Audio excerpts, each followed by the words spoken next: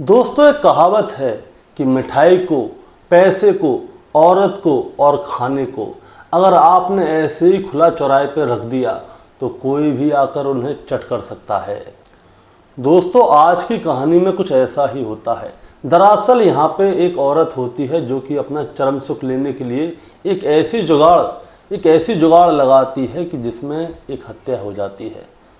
मैं आपको बताना चाहूँगा, दरअसल यहाँ पे ये जो औरत है वो एक सीआरपीएफ के जवान की पत्नी है और यहाँ पे एक ऐसा कांड होता है कि 2 बच्चे अनाथ हो जाते हैं।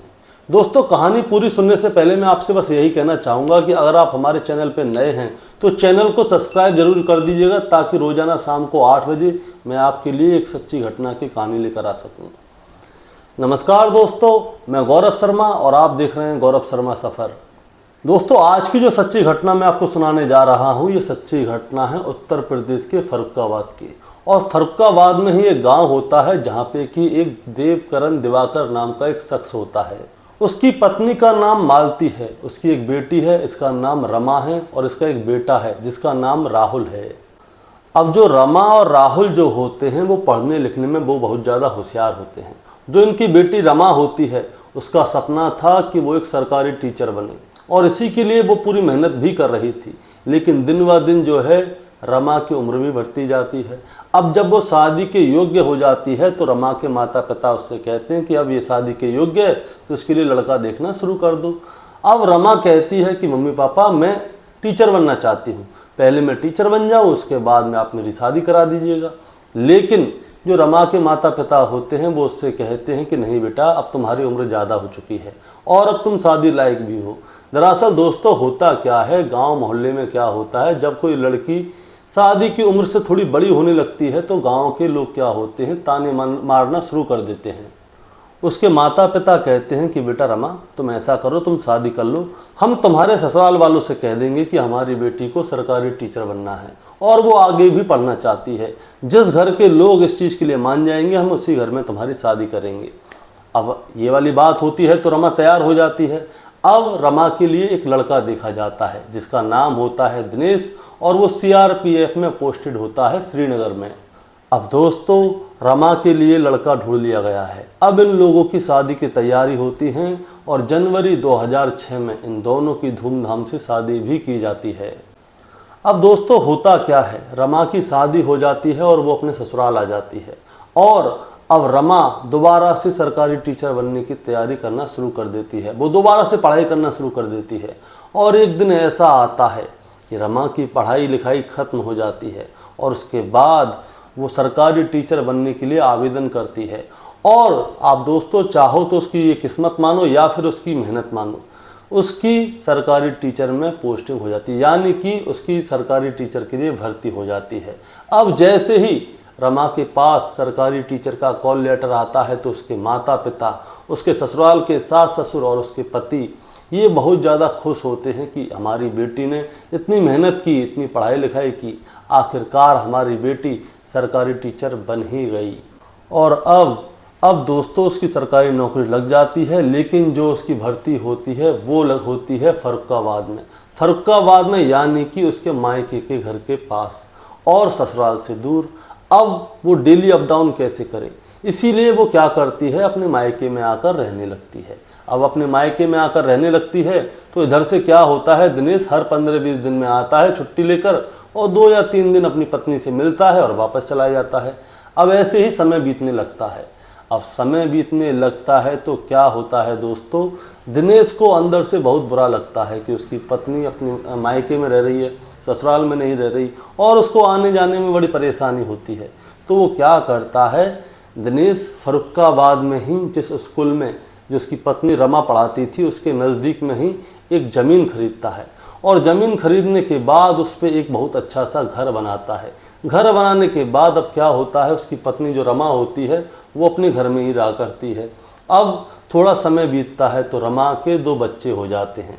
अभी भी दिनेश क्या करता था, 15 दिन में 20 दिन में वो छुट्टी लेता था और अपने घर पे आता था, अपनी पत्नी से मिलता था और उसके बाद वापस चला जाया करता था। लेकिन अब दोस्तों रमा क्या है, वो अकेली पड़ जाती है। दरअसल पहले वो अपने मायके में रहा करती थी, तो उसके भाई, उसकी माँ, उसके पिता वहाँ पे रहा करते थे, उसका माहौल था, वो उनसे बातचीत कर लिया करती थी। लेकिन अब वो स्कूल जाती है, सीधे घर आती है, बच्चों को संभालती है, सो जाती है, वो किससे बात करे। और रमा का क्या है, मन नहीं लगता। अब मन नहीं लगता तो वो परेशान हो जाती है, तो सारा सारा दिन टीवी देखती है, जैसे तैसे करके वो अपने दिन को काटती है। अब होता क्या है दोस्तों, जिस मोहल्ले में रमा का घर था वहीं पे एक अनमोल नाम का लड़का रहा करता था। ये भी रमा की उम्र का ही था। अब रमा अपना घर का सामान लेने खुद जाया करती थी, आया करती थी, तो अनमोल की उसके ऊपर नज़र पड़ जाती है। अनमोल भी देखने में ठीक ठाक ही था। अब जैसे तैसे क्या होता है, अनमोल और रमा की बातचीत शुरू हो जाती है। अब अनमोल और रमा की बातचीत शुरू हो जाती है तो अनमोल और रमा के बीच में नज़दीकियाँ बढ़ना शुरू हो जाती हैं। अनमोल अब रमा के घर पे आना जाना शुरू कर देता है।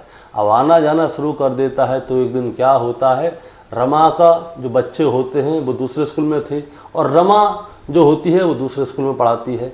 तो रमा के बच्चे तो गए हुए थे स्कूल और रमा थी आज घर पे। तो क्या होता है, अनमोल आज रमा के घर पे आ जाता है और रमा के घर पे कोई नहीं होता। अब जब रमा के घर पे कोई नहीं होता तो अब समय भी था, दस्तूर भी था, तो अनमोल और रमा क्या करते हैं, वहाँ पे संबंध बनाते हैं। लेकिन आज जैसे ही अनमोल और रमा के बीच में संबंध बने तो वैसे ही अब रमा को अनमोल की कमी खलने लगी। दरअसल होता क्या है, जब अनमोल के साथ रमा ने संबंध बना लिए तो उसको अनमोल अच्छा लगने लगा। वो कहती है कि मेरा पति तो महीने में सिर्फ 2 ही दिन आता है, अब 2 ही दिन आता है, मैं कब तक अकेली बैठी रहूं। तो वो क्या करती है, अनमोल से बहुत अच्छी वाली सेटिंग कर लेती है। अब अनमोल का आना जाना रमा के घर में बहुत ज़्यादा हो जाता है। अब बच्चों के सामने भी अनमोल आने लगता है। अब अनमोल बच्चों के सामने आने लगता है तो उसके बच्चे, रमा के बच्चे, अनमोल से अंकल अंकल कहा करते हैं। अब कोई बात नहीं, ऐसे ही दिन बीतने लगते हैं। दिन बीतने लगते हैं तो अड़ोस पड़ोस के लोग क्या करते हैं, अनमोल के ऊपर नज़र रखने लगते हैं कि यार ये सुबह दोपहर शाम जब देखो, जब जो फौजी है उसके घर में आके रहने लगते हैं, जो CRPF वाले हैं। अब क्या होता है, थोड़े दिन बाद CRPF वाला आता है, 2 दिन रुकता है, फिर चला जाता है। अब क्या होता है, एक दिन जो दिनेश था वो आता है अपने घर पे। लेकिन होता क्या है दोस्तों, जब जब दिनेश घर पे होता था तब अनमोल का आना बंद हो जाता था। अब एक दिन दिनेश क्या करता है, अपने ही मोहल्ले की एक दुकान पे जाता है सामान लेने के लिए। तब मोहल्ले का जो दुकानदार होता है वो उसे बताता है कि दिनेश भैया, जब आप घर में नहीं होते तो ये जो अनमोल है वो आपके घर पे आता है और कई कई घंटे रुकता है, उसके बाद चला जाता है। रात को भी ये आपके घर पे आता है। अब दिनेश को अपनी पत्नी के ऊपर शक होने लगता है कि क्या हुआ क्या नहीं हुआ। दरअसल होता क्या था दोस्तों, जो रमा थी वो अनमोल को रात को अपने घर पे बुलाना चालू कर देती है और जो बच्चे होते हैं उन्हें दूसरे कमरे में सुला देती है और उसके साथ में रात को गुजारती है। अब क्या होता है, दिनेश जो कि रमा का पति था वो अपने घर पे जाता है और बच्चों को घुमाने के बहाने घर के बाहर लाता है और एक पार्क में बैठता है और वहाँ पे उनसे पूछता है कि बेटा, जब मैं घर पे नहीं होता तो घर पे कौन कौन आता है। तो वो बताते हैं कि हमारे घर पे आपके पीछे से अनमोल अंकल आते हैं। अब अनमोल अंकल क्या करते हैं बेटा घर पे, तो वो कहते हैं कि कुछ नहीं, मम्मी से बात करते रहते हैं। तो वो पूछता है कब कब आते हैं, वो कहता है कि हम घर पे होते हैं तब आते हैं, रात को आते हैं और मम्मी के साथ ही सोते हैं और हमें मम्मी दूसरे कमरे में सुला देती है। अब जैसे ही ये वाली बात उसके सामने आती है दिनेश के, तो उसके पैरों के नीचे से ज़मीन खिसक जाती है कि उसने अपनी पत्नी के लिए इतना कुछ किया और उसकी पत्नी उसे धोखा दे रही है। अब कुछ नहीं, दिनेश चुप रहता है, वो किसी से कुछ नहीं कहता और वो अपनी ड्यूटी पर चला जाता है। होता क्या है, दिनेश हर 15 या 16 दिन बाद आता था घर पे, लेकिन अब की बार दिनेश 15-16 दिन बाद घर पे नहीं आया। वो आया 4 दिन बाद घर पे और घर पे आता है वो रात के समय पे और बिल्कुल चुपचाप। दरअसल उसके घर में 2 रास्ते थे, एक आगे से एक पीछे से। तो वो क्या करता है, चुपचाप घर के अंदर रात के समय पे कूद के आता है ताकि घर में किसी को आवाज़ ना आए। अब वो सारा घर घूमता है कि बच्चे कहाँ सो रहे हैं, उसकी पत्नी कहाँ है और घर में क्या क्या माहौल है। तो वो पहले देखता है कि उसके बच्चे अलग कमरे में सो रहे हैं। अब वो चुपचाप से अपनी पत्नी के कमरे में जाता है और उसको खटखटाने लगता है, क्योंकि उसकी पत्नी का जो कमरा था अंदर से बंद था। अब उसकी पत्नी को जैसे ही खटखटाने की आवाज़ आती है तो वो क्या करती है, अपने जो यार था अनमोल, उसे लॉफ्ट या टाड़ भी बोल सकते हैं, उस पे जाकर छुपा देती है। दरअसल दोस्तों टाड़ उससे बोलते हैं जो कि हम 8 फुट की हाइट से ऊपर जो अलमारी बनाते हैं, गाँव में होती है, ज़्यादातर गाँव में भी होती है, मोहल्ले में भी होती है, शहर में बहुत कम यूज़ की जाती है। उस पर छुपा देती है और उसका लगा देती है पर्दा। अब अनमोल कमरे के अंदर आता है और उससे पूछता है कि तुमने अंदर से दरवाज़ा क्यों बना, दिनेश कमरे के अंदर प्रवेश करता है। जैसे वो दरवाज़ा खुलती है वो उससे पूछता है कि तुमने अंदर से दरवाज़ा क्यों बंद किया हुआ था। तो वो कह रही थी कि बाहर से मच्छर वगैरह आ रहे थे इसलिए दरवाज़ा बंद कर लिया। अब वो घर कमरे में देखता है कि कोई नहीं दिखता, क्योंकि अनमोल जो था वो टाड़ पे छुपा हुआ था और ऊपर से उसे चुपचाप उनकी बातें सुन रहा था अनमोल। अब जो होती है उसकी पत्नी रमा उसको यानी कि अपने पति को अपने लटके झटके दिखाती है और उसके साथ इंटीमेट होना शुरू करती है, और ऊपर से अनमोल सारी चीज़ें देख रहा था। दरअसल दोस्तों होता क्या है, अब रमा और अनमोल को पूरा शक हो चुका था कि दिनेश को उनके बारे में सब कुछ पता चल गया है, इसीलिए ये चुपचाप घर के अंदर आया है हमें रंगे हाथ पकड़ने के लिए। लेकिन हमारा समय सही था इसलिए हम बच गए। अब जब दिनेश रमा के साथ इंटीमेट हो रहा होता है तो ऊपर से अनमोल रमा को देख रहा होता है। तभी वो उससे इशारों में कह देती है कि इसको हमारे बारे में पता चल गया, अब कहानी खराब होने वाली है, इससे अच्छा इसको ख़त्म कर दो। तो क्या होता है, अनमोल चुपचाप से उनके पीछे से उतरता है और उसी सीआरपीएफ वाले की बंदूक उठाता है और तुरंत उससे कहता है कि खड़ा हो। जैसे ही दिनेश देखता है कि अनमोल तो यहीं पे है तो उसे बहुत ज़्यादा गुस्सा आती है। जैसे ही दिनेश उसको पकड़ने वाला होता है तभी इतनी ही देर में अनमोल क्या करता है, उसमें मार देता है गोली, और दिनेश जो सीआरपीएफ का जवान था वो वहीं पे अपना दम तोड़ देता है। इसके बाद क्या होता है, अनमोल सीधा घर से हो जाता है फरार, और सुबह उसकी पत्नी क्या है ज़ोर ज़ोर से रोने लगती है, बहकने लगती है। तो आसपास के लोग आते हैं कि क्या हुआ क्या हुआ। वो बताती है कि रात को मेरे घर में चोर आ गए थे और इनसे हाथापाई हुई और इनकी गोली इन्हीं में मार दी। अब पुलिस आती है, उसकी बॉडी को पोस्टमार्टम के लिए लेके जाती है और वहाँ पे जांच पड़ताल करती है, उससे पूछती है कितने चोर आए थे, क्या हुआ था क्या नहीं हुआ था। तो रमा जो है हर बार अपना जो है बयान बदल देती है, कभी कहती है 2 थे, कभी कहती है 3 थे, कि ऐसे आए थे ऐसे आए थे। तो पुलिस को क्या है उसके ऊपर हो जाता है शक। अब अड़ोस पड़ोस में पूछा जाता है कि इनकी किससे लड़ाई थी, क्या था क्या नहीं था। तो अड़ोसी पड़ोसी बोलते हैं लड़ाई वड़ाई का तो पता नहीं, क्योंकि सीआरपीएफ का जो जवान था वो बड़ा शरीफ आदमी था, वो हर 15-20 दिन में आया करता था। लेकिन जो रमा है उसके घर पे अनमोल डेली आया करता था। हो ना हो रमा और अनमोल की ही कोई बात है। तो पुलिस क्या करती है, इनके नंबर को सर्विलांस पे डालती है और उनकी कितनी कितनी देर तक बात होती है, कहाँ कहाँ जाते हैं, ये सारी चीज़ निकल आती है। तो पता चलता है कि अनमोल रात को 3:30-4 बजे तक रमा के घर पे ही था। अब रमा के घर पे ही था तो अनमोल को उठाया जाता है। पहले तो अनमोल ना नकुर करता है, लेकिन उसके साथ जब सच्चाई दिखाई जाती है तो अनमोल तोते की तरह बोलने लगता है और बता देता है कि मेरा और रमा का प्रेम संबंध था, रात को दिनेश आ गया तो ऐसे ऐसे करके हमने उसमें गोली मार दी। अब रमा के घर पे पुलिस जाती है और उसको भी अरेस्ट कर लेती है।